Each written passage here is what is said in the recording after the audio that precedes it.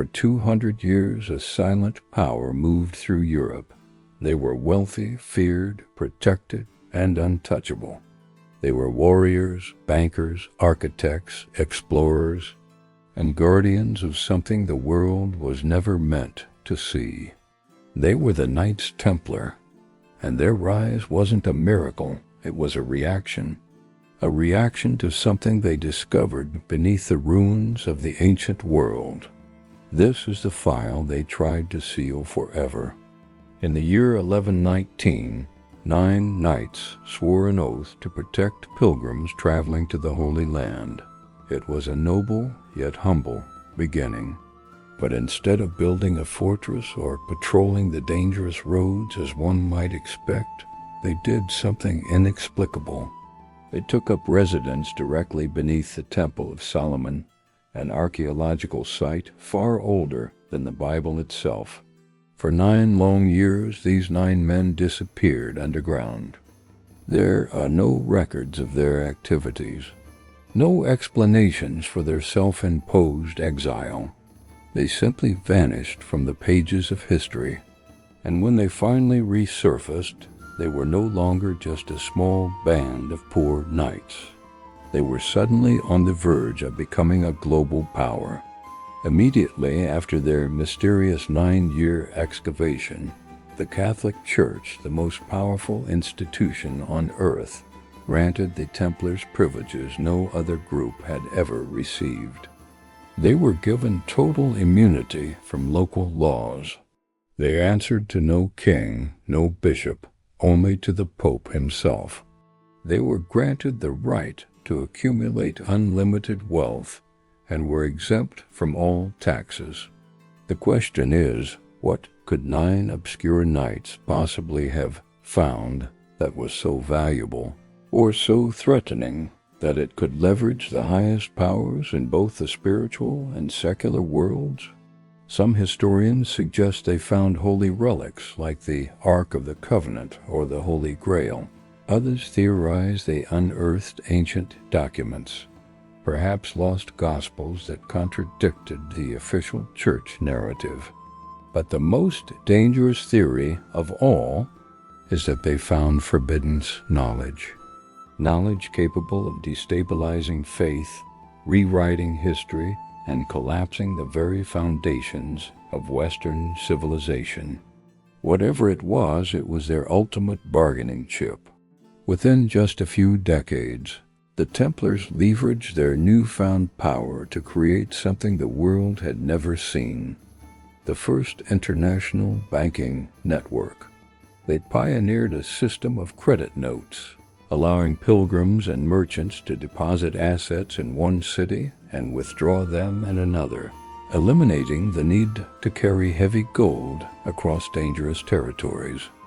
They moved wealth across continents with unparalleled efficiency, financed armies for entire kingdoms, controlled vital trade routes, and held massive debts from the very monarchs who both needed and feared them. The Templars didn't just serve power, they became power. Their influence was so vast, their network so sophisticated, that they were essentially the central bank of Christendom. Inside their fortified commanderies, scattered from London to Jerusalem, the Templars kept sealed vaults. These were not just treasuries for gold and silver. They were archives filled with coded manuscripts, strange maps charting unknown lands, and artifacts retrieved from their early excavations beneath the temple. This was the source of their knowledge, the heart of their power.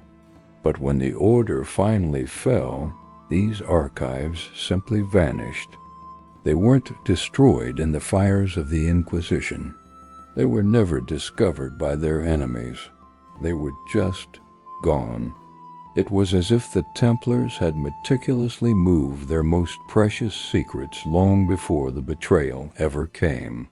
The man who orchestrated their downfall was King Philip IV of France. He owed the Templars a staggering fortune, a debt so large it threatened the stability of his own kingdom. He could not control them. He could not buy them. So he decided to do the only thing left. He tried to erase them from existence. On a meticulously coordinated date, Friday, October 13th, 1307, his soldiers swept across France in a single night. Templars were arrested, their property seized. They were subjected to brutal torture to extract false confessions of heresy and blasphemy, and many were burned at the stake. The attack was swift, brutal, and seemingly successful. But the king's greatest failure was the one thing he coveted most, the legendary Templar treasure. He never found it. When Philip's men broke into the Templar vaults, they found them empty. Every last ounce of gold was gone. Every archive had been cleared out. Every document was missing. It was a perfectly executed vanishing act. It was as if the Templars knew the attack was coming, perhaps months or even years in advance, and had prepared for it with chilling precision. On the night of the arrests, witnesses reported that Templar ships slipped out of French ports like La Rochelle, sailing into the darkness under the cover of night. Entire fleets disappeared from the map without a single trace. So where did they go? Where did they take their treasure, their archives, and their forbidden knowledge? This question has fueled centuries of speculation. Some believe they sailed to Scotland, finding refuge with allies like Robert the Bruce, and that their knowledge and symbols influenced the creation of the Scottish Rite of Freemasonry. Others point to Portugal, where the Templar Order was simply renamed the Order of Christ and continued to operate, eventually funding the voyages of discovery that opened up the New World. The most radical theory claims they crossed the Atlantic Ocean centuries before Columbus, using ancient maps they had discovered, carrying with them the secret they unearthed beneath the temple to a new continent. After the official dissolution of the Knights Templar, a strange phenomenon occurred. New secret societies and brotherhoods began to emerge across Europe. Groups with symbols, rituals, and organizational structures that were eerily similar to the Fallen Order. The Freemasons, with their degrees, symbols of the square and compass, and legends of building King Solomon's temple.